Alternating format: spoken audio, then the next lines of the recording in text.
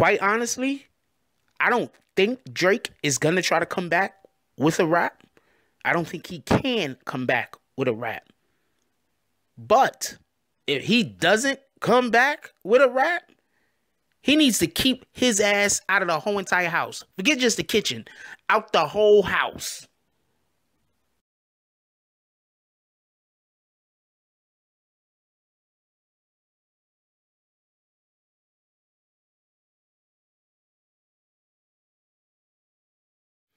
BBN, Jack Frost, what's up, party people?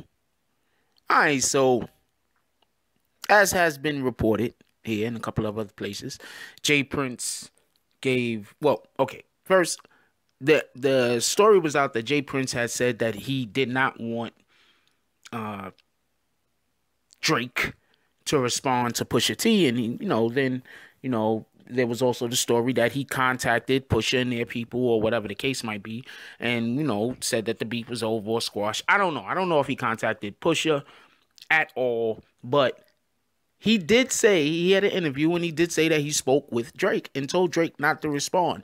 And his reasoning for telling Drake not to respond, and before I go any further, let me say I absolutely respect Jay Prince, everything that he's done in hip hop, everything that he's done for hip hop, everything that he's done for his people and his city.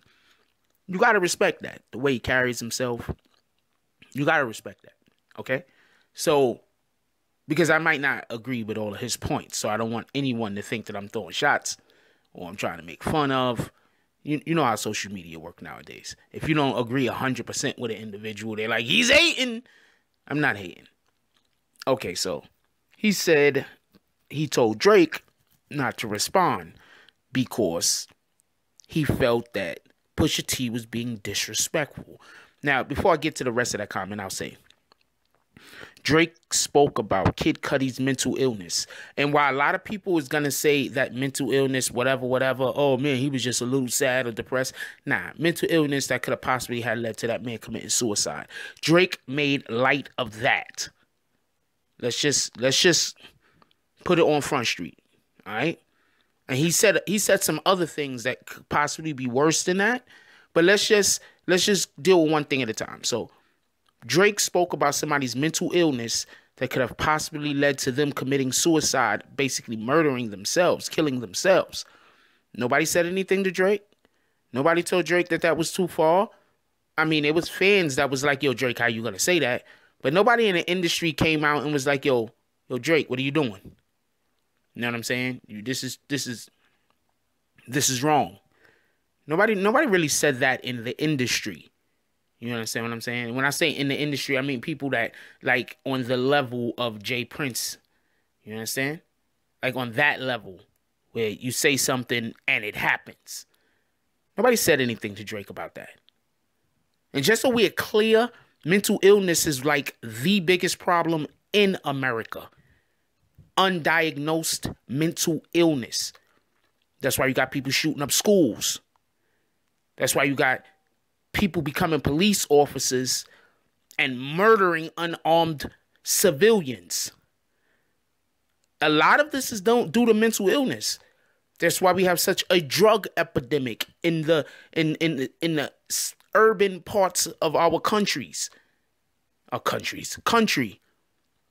Mental illness. That's why we have people raping people. Mental illness. That's why we have people doing all sorts of buffoonery that they get locked up and go to jail for, and people are just saying they're evil. No, there's evil out there. Don't get it confused. But a lot of people are in jail due to mental illness. They're just, due to their skin color, it's not being labeled as mental illness. It's being labeled as other stuff. Anyway, point being, when Drake made light of Kid Cudi's mental illness, I didn't really see Jay Prince say, you're going too far. That man was on suicide watch. I'm not 100% sure if Kid Cudi was on suicide watch, but believe me, his mental illness that he was dealing with was depression. That particular mental illness leads to suicide. I didn't hear Jay Prince say anything. Like I said, I have the utmost respect for this man. But I didn't hear him say anything. Now, I say that to say that just leads more credence, more gravity to the idea that Drake contacted J. Prince. And maybe they didn't contact him and say, yo, get Pusha off my back. But contacted him and say, yo, what do I do? When you're in a fight in the street, right? You're a little kid. You're a little kid, right? So you get in a fight in the street. You come home. Your parents see you all beat up. Better yet, your older brother see you all beat up, or older sister, whatever the case might be. They ask you what happened. You tell them what happened. Now, in some cases, they're going to be like, we going back out there. We going to see this kid. You going to fight him again. In other cases, they're going to say, you know what? You can fight that kid 100 times, and you will lose 101 times. This just is not a situation that you could prosper in. So what we're going to do is you're going to steer clear of that kid. And if the problem occurs again, I'm going to go talk to his parents. That is basically what happened, what I believe happened. People are going to make jokes or whatever. I don't think if allegedly, if Drake was the one that contacted J. Prince first, I don't necessarily think that he went to J. Prince like, I mean, I made jokes about it. Don't get it confused. This stuff is for entertainment. And say, yo, I don't think he went there and was like, yo, open the door, push it behind me. I don't think that happened. But I do think he contacted J. Prince first. Because why wouldn't J. Prince think that Drake could handle himself? You get it? Imagine if everything played out the way it played out up until J. Prince entered it. That didn't happen. And then Drake dropped the most bomb fire ether hit 'em up song, no Vaseline song ever. He'd be a legend. So no, I don't think J. Prince did that on his own volition. I think he was nudged in that direction. He was informed that Drake just had nothing. And for everybody that's saying that Pusha T went too far, please go listen to No Vaseline. That's considered by many to be the best diss song in the history of diss songs. And if you really want to go even further, I think what was the LL Cool J one against the Cannabis? I think it was first round knockout or something like that. And then Cannabis came with second round knockout. Anyway, go listen to the LL Cool J one.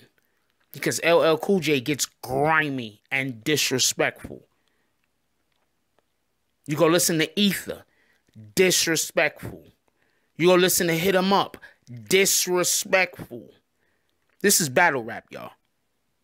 You see, that's the problem, and that's what the real issue is.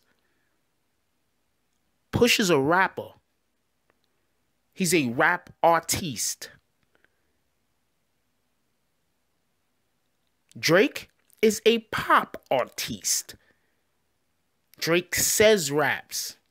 At one time, he wrote them. He might still write a majority of his raps, for all I know.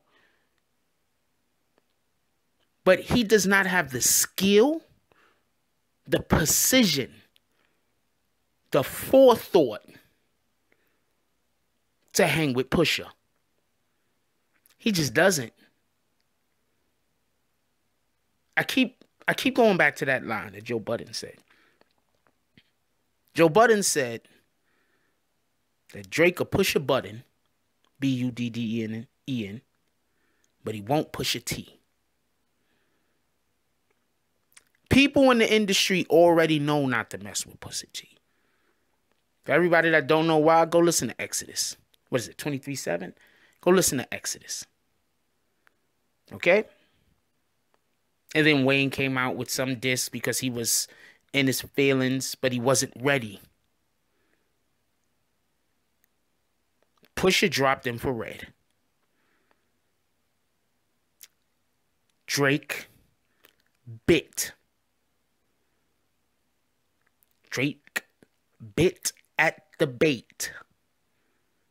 92. 1 year later. Peace out, Premier. Catch me out with the fader. He bit at the bait. Don't bite at the bait. He bit at the bait. And then Pusha dropped the story of Adidon, which is going to go down in history. And you see, this is the way that your rap song really goes down in history for everybody out there that don't know. As dope as Ether was, and to me, Ether is the premier diss record.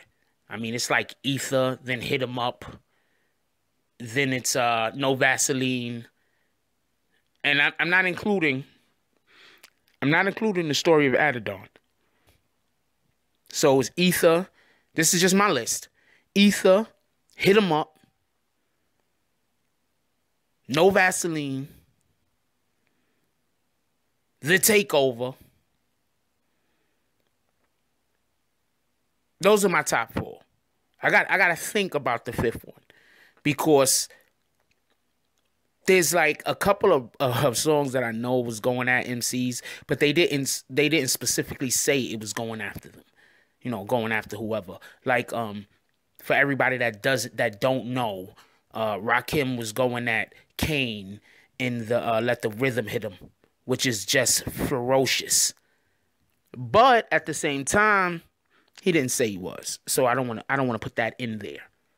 But let me know what your top 5 is. What's your top 5 beef raps? Like, what's your top 5?